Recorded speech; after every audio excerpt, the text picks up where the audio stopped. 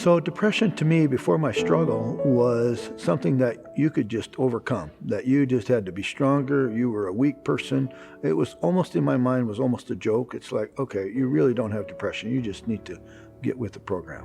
I've been struggling with depression for about 21 years, and there was a day when I would get up every morning and just there was no joy. My son was involved in the business, and he never knew when I was going to show up. I might be there at 8 o'clock, I might be there at 2 o'clock, I might not show up at all. And the joy to spend time on family events, I went, but it wasn't fun. It was very difficult. I made myself go. I just didn't feel like I was contributing to my family or to anyone around me, and I was just a big burden. So the thoughts of ending my life were there constantly. I tried everything. I went to 8 different psychologists. I was given 16 different prescriptions. It didn't help me any. I won't say that it doesn't help people, but the struggle continued to go on no matter what I did, who I reached out to. And I would sit in the recliner and my wife would say, well, in a half hour, let's try and get up and go to work. And some days that would work and I'd be up by 10 o'clock. And some days it would take several half hours before I would get up, and it'd be 1 o'clock in the afternoon.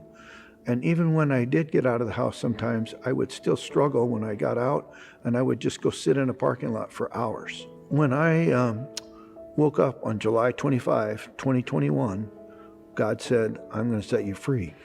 I walked downstairs and I had a new joy and a new enthusiasm and a new energy for life that I had never experienced in my life. Looking back on the depression and realizing the freedom that I have now is that God is the God of impossibilities. That's what He does.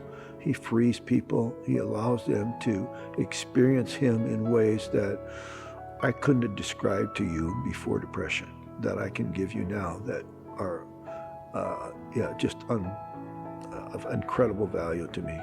Staying involved with community was helped me cope with the whole depression, because I realized that, and God gave me the gift of knowing that I had to be involved in a small group.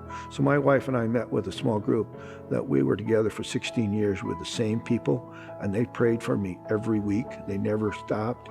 I also have several special friends that prayed for me. They knew I had the depression, and I would call them once a week or meet them for coffee, and they would pray for me, and they did that for 21 years straight, and they never stopped.